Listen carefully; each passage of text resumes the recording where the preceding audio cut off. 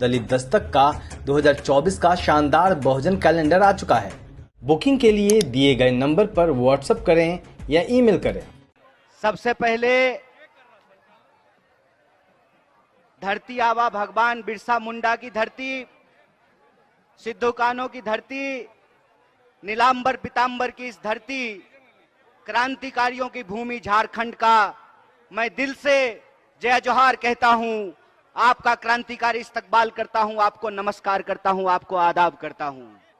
साथियों, मेरी आवाज जहां तक पहुंच रही है, झारखंड के आप तमाम आदरणीय बुजुर्गों का, माताओं बहनों का, किसान मजदूर भाइयों का, हमारे खेतों में काम करके, फैक्ट्रियों में काम करके, दुकानदारी करके, बिजनेस करके, तमाम तरीके से मेहनत करके अपने परिवार का भरण पोषण करने वाले आप तमाम मेहनत कश आवाम का दिल से शुक्रिया अदा करता हूं कि आप सब झारखंड के माताओं बहनों ने, झारखंड के तमाम निवासियों ने जो भारत जोड़ो न्याय यात्रा को अपना समर्थन दिया है, अपना प्यार दिया है, उसके लिए हम आपको कोटि कोटि धन्यवाद कहते हैं।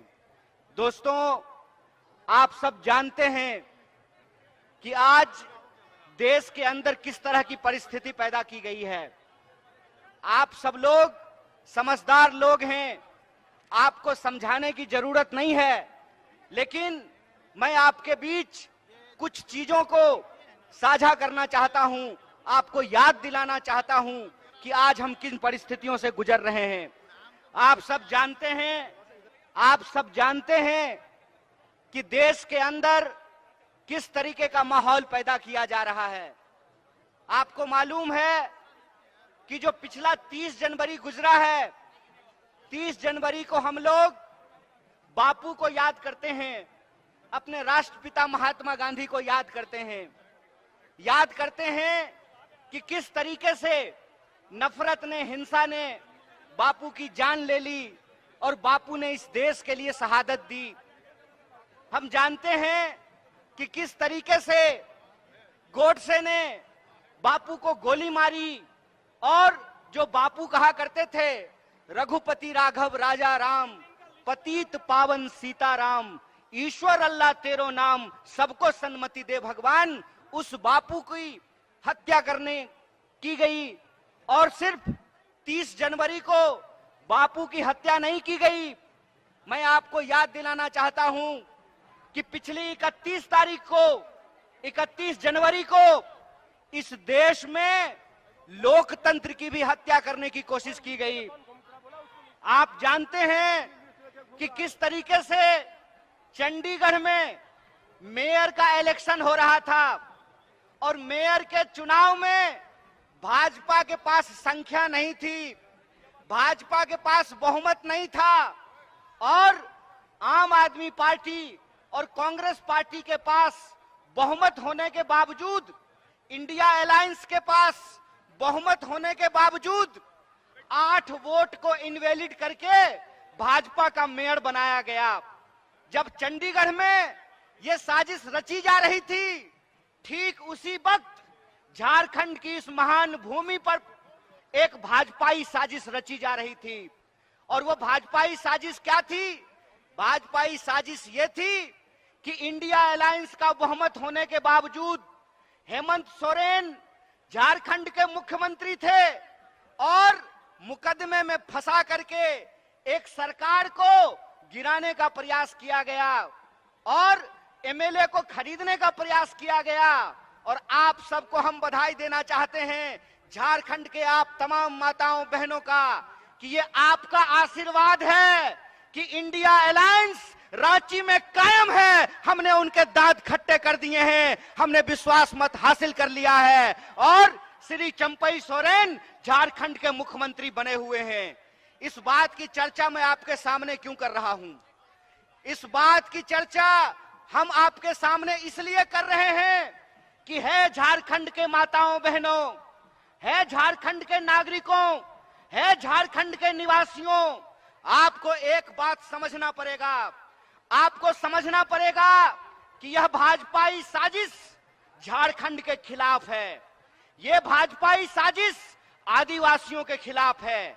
ये भाजपाई साजिश जमहूरियत और लोकतंत्र के खिलाफ है। ये भाजपाई साजिश इस देश में गरीबों के खिलाफ है, किसानों के खिलाफ है, महिलाओं के खिलाफ है, नौजवानों के खिलाफ है। यह बात हमको समझनी पड़ेगी। हमको समझना पड़ेगा कि आज हमारे साथ किस तरीके से एक एक करके हमारे हक और अधिकार छीने जा रहे हैं। हमको समझना पड़ेगा कि किस तरीके से लोकतंत्र का गला दबाया जा रहा है। हमको समझना पड़ेगा कि आज हमारे आप तमाम लोगों की लड़ाई क्या है, संघर्ष क्या है, इस बात को हमको समझना पड़ेगा। एक बात आप हमको सोच करके बताइए कि ये भाजपा के लोग जहां जाते हैं वहां जाकर के सरकार को, चुनी हुई सरकार को खरीदने और बेचने का काम करते हैं, विधायक को खरीदने की कोशिश करते हैं, मुख्यमंत्री को मिलाने का काम करते हैं। बिहार में इन्होंने, आपने देखा क्या किया। बिहार में नीतीश कुमार जी इंडिया अलायंस के पार्ट थे और नीतीश कुमार जी के ऊपर दबाव बनाया और नीतीश कुमार जी पलटी मार करके इंडिया से निकल करके एनडीए में जाकर के शामिल हो गए। वही कोशिश रांची में की गई, वही कोशिश झारखंड में की गई। कोशिश यह किया गया कि यहाँ के मुख्यमंत्री पर भी दबाव बना करके उनको इंडिया से निकाल करके एनडीए में शामिल करा लिया जाए। लेकिन मैं आप तमाम लोगों को बधाई देना चाहता हूं।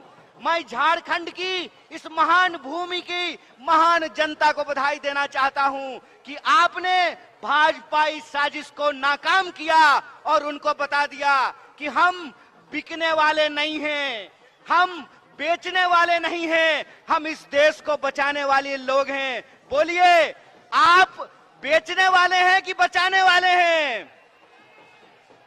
आप बेचने वाले हैं कि बचाने वाले हैं? अगर आप बचाने वाले हैं तो मैं आप तमाम लोगों को एक बात कहना चाहता हूं कि ये कांग्रेस पार्टी का संकल्प है, ये कांग्रेस पार्टी का संकल्प है, ये राहुल गांधी का संकल्प है। ए भाजपा वालों, जितना दम है उतना दम लगा लो। हमने तुमको, तुम्हारे आकाओं को, अंग्रेजों को हराया था, हम तुमको भी हराएंगे। इस बात को याद रखना, इस बात को याद रखना कि इस देश के भीतर जब तक किसानों को न्याय नहीं मिलता है, इस देश के भीतर जब तक युवाओं को न्याय नहीं मिलता है, इस देश के भीतर जब तक महिलाओं को, आदिवासियों को, दलितों को, गरीबों को न्याय नहीं मिलता है, यह भारत जोड़ो न्याय यात्रा जारी रहेगी। और यह भारत जोड़ो न्याय यात्रा की ताकत है कि हम जहां जहां जा रहे हैं, जहां जहां होती है भारत जोड़ो न्याय यात्रा की आहट, वहां बढ़ने लगती है भाजपाई घबराहट। जहां जहां होती है भारत जोड़ो न्याय यात्रा की आहट, वहां वहां बढ़ने लगती है भाजपाई घबराहट। और ये घबरा करके हमारी चुनी हुई सरकार को गिराने का प्रयास करते हैं। ये कोशिश करते हैं कि आम आवाम को आपस में लड़ाया कैसे जाए। आप जानते हैं कि हमारा देश अंग्रेजों के पास 200 साल तक गुलाम रहा। और यह गुलामी क्यों रही?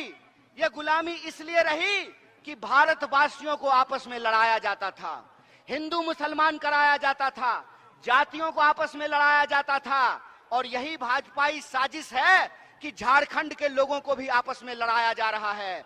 तो हम अपने आदिवासी भाइयों और बहनों को कहना चाहते हैं कि जल जंगल जमीन पे पहला अधिकार आदिवासी का, फिर बाकी भारतवासी का, ये हमारा संकल्प है। यह जो जल जंगल जमीन की लड़ाई है, जो कांग्रेस पार्टी ने इस देश में आदिवासियों को हक और अधिकार दिलाए हैं, चाहे कितनी भी कोशिश कर लीजिए, नरेंद्र मोदी जी, आप आदिवासियों का हक और अधिकार नहीं छीन सकते हैं। यह बात हम आपको कहना चाहते हैं।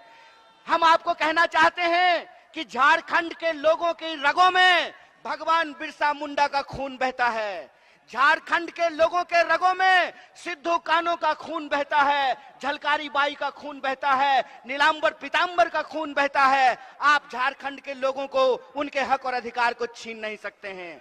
इसीलिए हम आप तमाम लोगों से एक अपील करना चाहते हैं कि जिस तरीके से आज आदिवासी लोगों को लड़ाने का प्रयास किया जा रहा है, हमारी पार्टी झारखंड के भीतर इस मत के साथ है कि जो सरना लोग अधिकार मांग रहे हैं, अलग धार्मिक कोड का अधिकार मांग रहे हैं, भारतीय राष्ट्रीय कांग्रेस सरना कोड का पूरे दिल से समर्थन करती है, पूरे दिल से समर्थन करती है। और जो पेशा कानून हम लेकर के आए हैं, उस पेशा कानून को ये बदलने की कोशिश कर रहे हैं।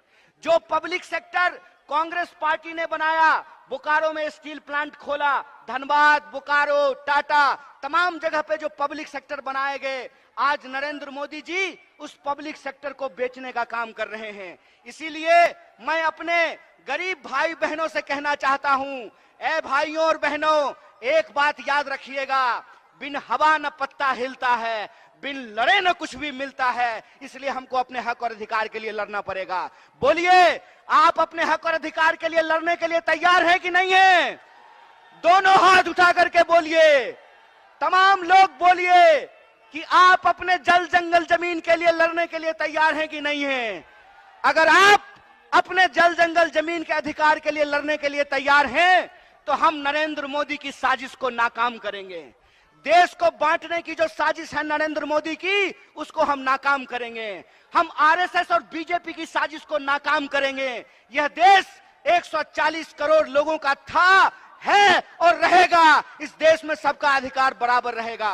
डॉक्टर बाबा साहब भीमराव अंबेडकर ने एक संविधान लिखा है। उस संविधान की ताकत यह है कि इस देश में तमाम इंसान के अधिकारों को बराबर किया गया है। मैं आपसे कहना चाहता हूं कि हमारे और आपके बीच में क्या रिश्ता है? हमारे और आपके बीच में संविधान का रिश्ता है। और संविधान का रिश्ता क्या होता है? संविधान का रिश्ता यह होता है कि ये जो मंच पे बैठे हुए लोग हैं, देख लीजिए इनको, ये जो मंच पे बैठे हुए लोग हैं, इनका भी वोट एक है। और आप जो जनता नीचे जमीन पे बैठे हुए हैं, आपका भी वोट एक है। ये संविधान की ताकत है, ये डॉक्टर बाबा साहब भीमराव अंबेडकर की ताकत है। इसीलिए जब हम महात्मा गांधी को याद करते हैं, तो हम महात्मा गांधी को याद करते हैं इस देश की एकता के लिए।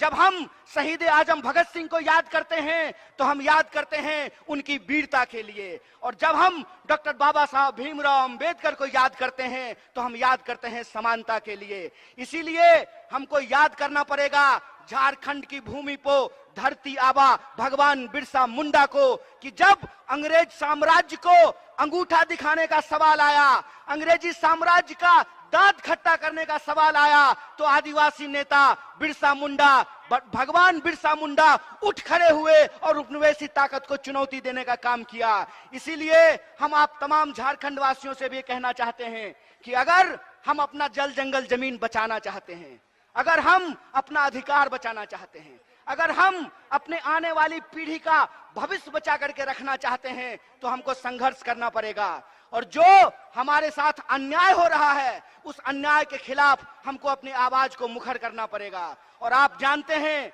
कि जब देश में बह रहा हो अन्याय की आंधी, तो न्याय के लिए लड़ रहे हैं राहुल गांधी। इस बात को याद रखिएगा। बोलिए, अपने न्याय के लिए, अपने हक और अधिकार के लिए, अन्याय के खिलाफ न्याय के पक्ष में आप संघर्ष करेंगे कि नहीं करेंगे? अगर आप संघर्ष करेंगे तो मैं एक बात कहना चाहता हूं, सुन लीजिए जय शाह के पप्पा जी, डैडी जी, जय शाह के डैडी जी, एक बात सुन लीजिए। आपके सूटकेस में जितना दम है ना, उतना दम आप लगा लीजिए। आपके ईडी में जितना दम है, उतना दम आप लगा लीजिए। हम भारत के लोग हैं, हम ईमान बेचने वाले लोग नहीं हैं, हम ईमान बचाने वाले लोग हैं, हम देश बचाने वाले लोग हैं। इस बात को याद रखिएगा। कहते हैं ना कि जब किसी इंसान को सत्ता मिलती है, तो अहंकार सर चिढ़ करके बोलता है, और जब किसी का अहंकार सर चढ़ के बोलता है, तो ये जनता है, ये आप लोग हैं जो अपने वोट की ताकत से लोगों को कुर्सी पे बिठाते भी हैं और कान पकड़ करके कुर्सी से नीचे भी उतारते हैं। यह बात आपको याद रखना पड़ेगा। आपको याद रखना पड़ेगा कि आपके और हमारे समाज को, हमारे देश को, हमारे राज्य को जो बांटने की कोशिश की जा रही है, इस कोशिश को हमको नाकाम करना पड़ेगा। हमको ये सोचना पड़ेगा कि नेता अगर अपने बच्चा के बारे में सोच सकता है तो आदिवासियों को भी अपने बच्चे के बारे में सोचना पड़ेगा, दलितों को भी अपने बच्चे के बारे में सोचना पड़ेगा, गरीबों को भी अपने बच्चे के बारे में सोचना पड़ेगा, किसानों को भी अपने बच्चे के बारे में सोचना पड़ेगा, मजदूरों को भी अपने बच्चे के बारे में सोचना पड़ेगा। आपको सोचना पड़ेगा कि इस देश के भीतर आज जो नीतियां लाई जा रही है, उन नीतियों के चलते एक एक करके हमसे हमारा हक और अधिकार छीना जा रहा है, सारा संसाधन छीना जा रहा है। आप एक बात पर विचार करके बताइए कि इस देश के भीतर बीसीसीआई का सेक्रेटरी बनेगा गृह मंत्री का बेटा है। मतलब बीसीसीआई के सेक्रेटरी को बनाने के लिए गृह मंत्री जी तैयार हैं। गृह मंत्री के बेटा को मिलेगा बीसीसीआई का सेक्रेटरी और आम लोगों के बच्चों को मिलेगा 4 साल की ठेके वाली नौकरी। तो हम कहना चाहते हैं कि यह जो ठेके वाली नौकरी है, इसको बंद करना पड़ेगा। अगर इस देश में मंत्री बनेंगे 5 साल के लिए, प्रधानमंत्री बनेंगे 5 साल के लिए, तो मैं पूछना चाहता हूं कि गरीबों का बच्चा, आदिवासियों का बच्चा क्यों नौकरी करेगा 4 साल के लिए? आप जानते हैं कि इस देश में गरीबों के बच्चों के साथ अन्याय किया गया है। क्या अन्याय किया गया है कि एक अग्निपथ योजना लाई गई है और उस अग्निपथ योजना के चलते फौज में जो अस्थाई नौकरी होती थी, उस नौकरी को समाप्त कर दिया गया है। आप कोई भी डिपार्टमेंट उठा करके देख लीजिए, अस्थाई नौकरियों को समाप्त किया जा रहा है, ठेके पे नौकरी दी जा रही है। तो मैं आपसे ये पूछना चाहता हूं कि जब इस देश में प्रधानमंत्री 5 साल के लिए होगा, तो अग्निवीर में 4 साल के लिए नौकरी क्यों दी जा रही है? ये इस देश के नौजवानों के साथ अन्याय किया जा रहा है। इसीलिए मैं नौजवानों से अपील करना चाहता हूं, हे नौजवान, ये आपके हक और अधिकार की लड़ाई है। अगर आप अपने हक और अधिकार के लड़ाई के लड़ने के लिए तैयार हैं, तो आपको न्याय योद्धा बनना पड़ेगा।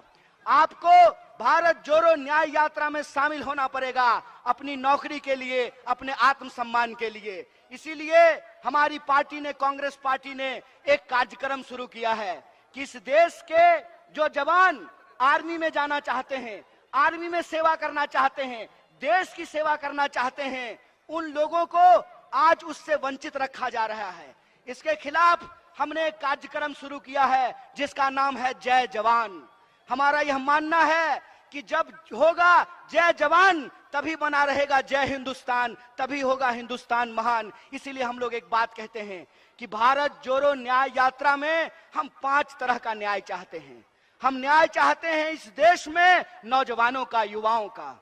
हम न्याय चाहते हैं इस देश में, इस देश के वो तमाम लोग, चाहे आदिवासी हो, दलित हो, ओबीसी हो, महिला हो, किसान हो, मजदूर हो, गरीब हो, हम उनका न्याय चाहते हैं। और इसी न्याय की मुहिम को लेकर के यह भारत जोड़ो न्याय यात्रा चल रही है। और तमाम राज्यों से गुजरते हुए हम झारखंड पहुंचे हैं। और जब हम झारखंड पहुंचने वाले थे, तो जय शाह के पप्पा ने पूरा कोशिश किया, खूब फोन लगाया,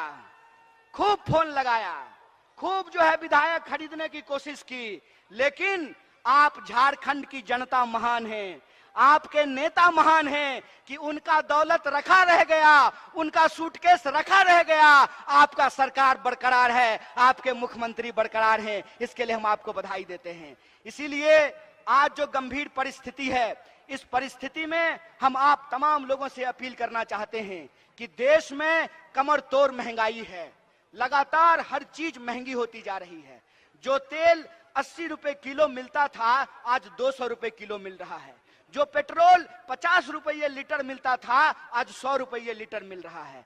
जो एलपीजी का सिलेंडर 500 रुपए में मिलता था, आज 1200 रुपए में मिल रहा है। लगातार महंगाई बढ़ती जा रही है, लगातार बेरोजगारी बढ़ती जा रही है। आप जानते हैं कि देश में 45 साल में सबसे ज्यादा बेरोजगारी है आज की तारीख में।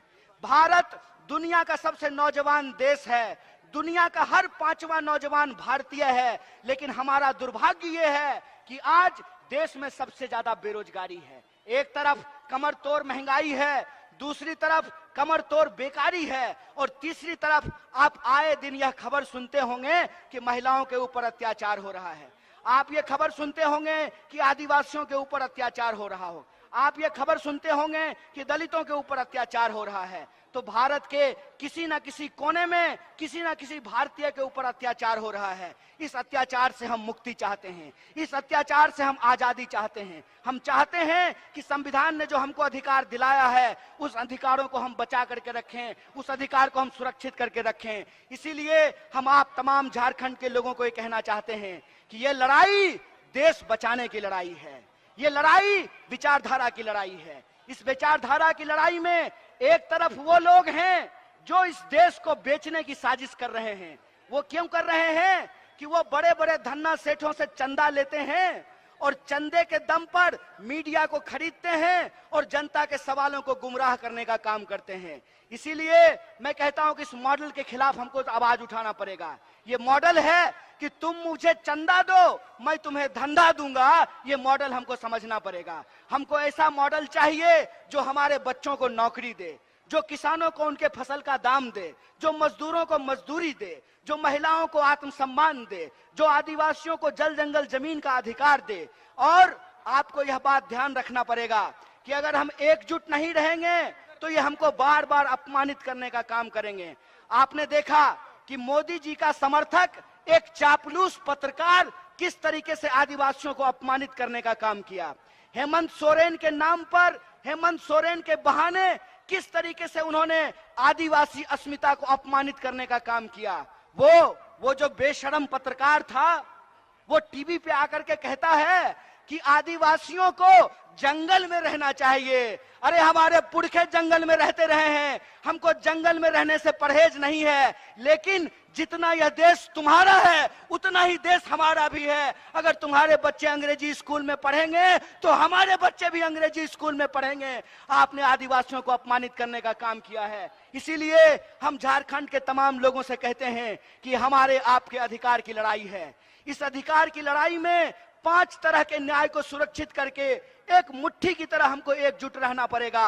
और अगर हम एकजुट रहेंगे तो हमको कोई हरा नहीं सकता है, कोई माई का ताकत लाल जो है हमारी ताकत हमसे छीन नहीं सकता है। इसीलिए मैं आपसे आखिरी अपील करना चाहता हूं कि आने वाले दिनों में आपको बांटने की कोशिश की जाएगी, आपको लड़ाने की कोशिश किया जाएगा, आपको धर्म के नाम पे भटकाने का कोशिश किया जाएगा। आपको एकजुट रहना है। बोलिए, आप एकजुट रहेंगे कि नहीं रहेंगे?